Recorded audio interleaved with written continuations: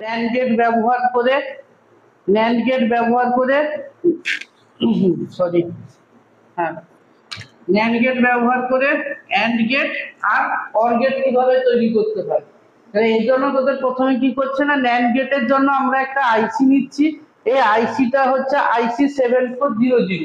তাহলে এখানে তাদের এই পিন কনফিগারেশন গুলো জানতে হবে। এই যে 74, এটা এখানে 7400 আইসির পিন কনফিগারেশনটা এখানে বলা হয়েছে। তাহলে এখানে তোদের টোটাল 14টা পিন আছে আর এতগুলো এখানে ন্যান্ড গেট তৈরি করা আছে। তাহলে এখানে তোদের মধ্যে দেখ, তাহলে এইটা একটা ন্যান্ড গেট, এইটা একটা ন্যান্ড গেট, এটা একটা ন্যান্ড গেট আর এটা হচ্ছে একটা ন্যান্ড গেট। এবারে এখানে একে ইনপুট, দুয়ে হচ্ছে ইনপুট, তিনে হচ্ছে আউটপুট। এটা একটা গেট কনফিগারেশন হলো। আর একটা গেটের ক্ষেত্রে 4 ইনপুট, 5 ইনপুট, 6 হচ্ছে আউটপুট, 7 নম্বরটা হচ্ছে গ্রাউন্ড। তারপরে হচ্ছে 8 আউটপুট, 9 ইনপুট, 10 ইনপুট, 11তে হচ্ছে আউটপুট, 12তে ইনপুট, 13তে হচ্ছে ইনপুট আর 14তে হচ্ছে সাপ্লাই। কেন এই সাপ্লাই ভোল্টেজটা না দিলে কোনো গেটই চলবে না। এখানে একটা পাওয়ার সাপ্লাই দিতে হবে, কারণ তো পাওয়ার সাপ্লাই ওই 12 ভোল্ট একটা পাওয়ার সাপ্লাই একটু দিতে হবে। ঠিক আছে, তো প্রথম যেটা আলোচনা করছি ন্যান্ড গেট ব্যবহার করে অ্যান্ড গেট কিভাবে তৈরি করতে হবে। তাহলে এখানে তোদের এখানে এই সার্কিট ডায়াগ্রামটা দেখানো হয়েছে। তাহলে এখানে যেটা আমরা দেখতে পাচ্ছি তোদের দুটো গেট ব্যবহার করা হয়েছে। জাস্ট এই একটা গেট আর একটা হচ্ছে ধরে নে এই একটা গেট। তাহলে এরকম এখানে দুটো গেট ব্যবহার করা হচ্ছে।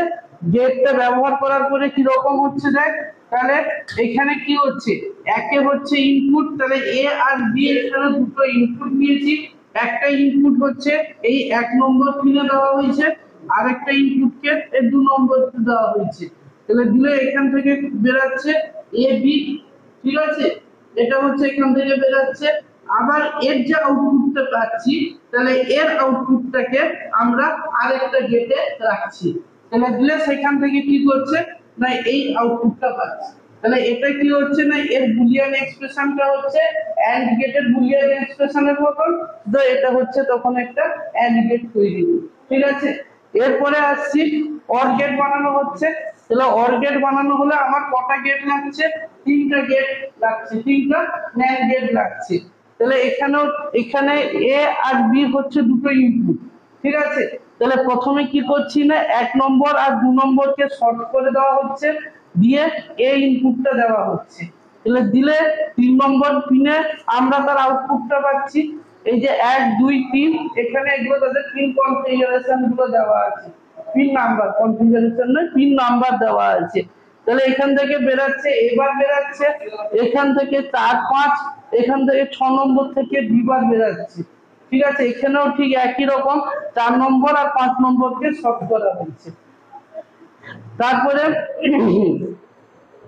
6 এর পরে 6, তারপরে এখানে হচ্ছে 9 10 আর হচ্ছে 11। তারপরে যে এখান থেকে বেরাচ্ছে এখানে এটা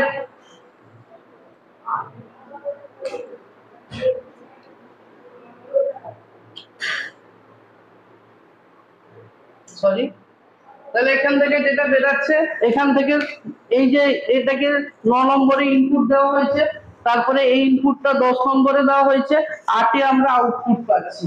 আউটপুট পাওয়ার পরে আমরা এই রেজাল্টটা পাচ্ছি। এটাকে ডি মর্গেনস থিওরেম থেকে আমরা এই রেজাল্টটা আমরা এখান থেকে পাচ্ছি। তাহলে এটা অর গেটের মতো। ঠিক আছে,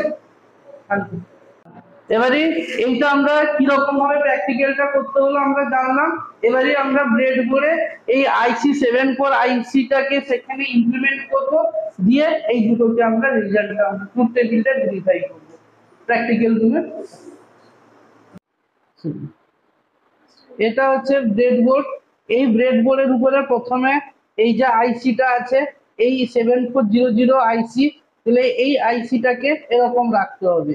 এবারে আমরা যখন তাদের ডাক নাম্বারটা শুরু করব, এই যে আইসির যে এদিকে কি নিয়েছে, এই যে আইসির যে নোটসটা আমরা দেখতে পাচ্ছি, অর্থাৎ এই যে বাঁকা দাগটা, এই যে হালকা এখানে একটা বাঁকা দাগ আছে, এই যে বাঁকা দাগটা এইখান থেকে 1 নম্বর শুরু হবে। ঠিক আছে, তাহলে এই বাঁকা দাগটা এইদিকে রাখবো, দিয়ে এইখান থেকে পরপর পিন, এই যে 1 2 3 4 5 6 7 8 9 10 11 12 13 14, তাহলে এখানে টোটাল এরকম 14টা পিন আছে। আর প্রত্যেকের ফাংশন কি সেটা আমি আগে বোর্ডে আলোচনা করেছি। এবারই হচ্ছে ব্রেড বোর্ড। তাহলে এই যে ব্রেড বোর্ডে দেখতে পাচ্ছি, এই যে ব্রেড বোর্ডে একটা মানে এই একটা লাইন, এটা আর এটা আমরা দেখতে পাচ্ছি।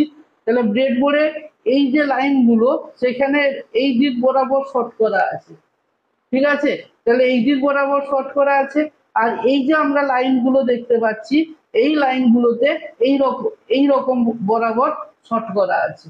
আর এখানেও ঠিক একই এই দিক বরাবর শর্ট করা আছে, ঠিক আছে? তাহলে এরপরে আমরা আর এখানে কি হচ্ছে, এইটা হচ্ছে দুটো, এই দুটো তার এই দুটো পয়েন্ট, এটাকে আমরা এখানে ইনপুট হিসেবে ব্যবহার করব। আর এইটা ভোল্টমিটার, এই ভোল্টমিটারটা কি দেখবো আমরা, আউটপুটটা দেখব। তাহলে যখনই এই ভোল্টমিটারটা মানে এই 4.7 বা 4 ভোল্ট দেখাবে, সেটাকে আমরা এখানে 1 স্টেট ধরবো। আর যদি 0.1 0.2 এরকম ভোল্টে যদি দেখায়, সেগুলোকে আমরা 0 ভোল্ট হিসেবে ধরে নেব। তো এবারে আমরা সার্কিটটা জুড়বো। হ্যাঁ, এইখানে সেটআপটা রেডি করা হয়েছে, ঠিক আছে? তাহলে এইখানে এই দুটো হচ্ছে পাওয়ার সাপ্লাই। এবারে দুটো পাওয়ার সাপ্লাই, এই যে লাল সাইনটা যেটা আমরা দেখতে পাচ্ছি এদিকে, এই যে লাল সাইনটা যেটা আমরা দেখছি এটা হচ্ছে পজিটিভ, আর যেটা আমরা কালো সাইনটা দেখছি, কালো সাইনটা হচ্ছে নেগেটিভ। তাহলে এই লাল সাইনটা, এই যে লাল, এই যে তারটা, এটা কি করছে না, এটা তার 14 নম্বর মানে এই আইসি 14 নম্বর পিনে আসছে। আর এখান থেকে এই যে কালোটা এর 7 নম্বর পিনে আসছে। আর এটা হচ্ছে একটা ভোল্টমিটার। তাহলে এই ভোল্টমিটারে এই লালটাও হচ্ছে পজিটিভ, আর এই কালোটা হচ্ছে নেগেটিভ। এই কালোটা আসছে এই 6 নম্বর, যেখান থেকে আমরা আউটপুটটা নিব সেইখানে আছে। আর এটা 7 নম্বর পিনে লাগানো আছে। এবারই আমি সার্কিটটা এখানে পাওয়ার অন করছি। আর এখানে এই যে দুটো দেখতে পাচ্ছি, এটা হচ্ছে এ আর বি, দুটো হচ্ছে ইনপুট। এবারে ট্রুথ টেবিল অনুযায়ী যখন হচ্ছে এও 0 বিও 0, তাহলে আউটপুট হচ্ছে 0, ঠিক আছে?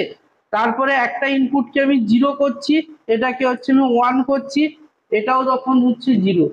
তারপরে এটাকে আমি 0 করলাম, এটাকে আমি 1 করলাম, এটাও তখন হচ্ছে 0। এবারে দুটোকে যখন আমি 1 করছি, আউটপুট হচ্ছে 1। তার মানে এটা তখন কি করছে, ন্যান্ড গেটের ট্রুথ টেবিলের সাথে মিলে যাচ্ছে। সুতরাং একটা ন্যান্ড গেট এটা তৈরি হয়েছে। ন্যান্ড গেটের ক্ষেত্রে কি হয় না, যখনই আউটপুট দুটো 1 স্টেটে থাকবে বা 1 মানে হাই স্টেটে থাকবে, সরি, ইনপুট দুটো যখন হাই স্টেটে থাকবে, তখনই আউটপুটটা আমরা হাই স্টেটে পাবো। নাহলে বাকি সব সময় ক্ষেত্রে আমরা লো স্টেট পাবো, ঠিক আছে? আর এখানে যেটা বলা হচ্ছে, আমরা এই যে আইসি 7400টা যে নিয়ে, যেটা মানে ন্যান্ড গেটের যে আইসিটা আছে, এতে আমরা ম্যাক্সিমাম 4টা করতে পারি, যেটা আমরা থিওরিতে অনেক ছবি এঁকে আলোচনা করে দেখিয়েছিলাম, সেটা ছিল। তার থেকে যদি আমাদের বেশি যদি আইসি হয়, তখন কি করতে হবে না, এই আবার একটা আইসি এরকম ব্রেড বোর্ডে বসাতে হবে। ব্রেড বোর্ডে বসিয়ে আবার একই রকম ভাবে সার্কিটকে কানেক্টেড করে রেজাল্টটা বের করতে হবে, ঠিক আছে?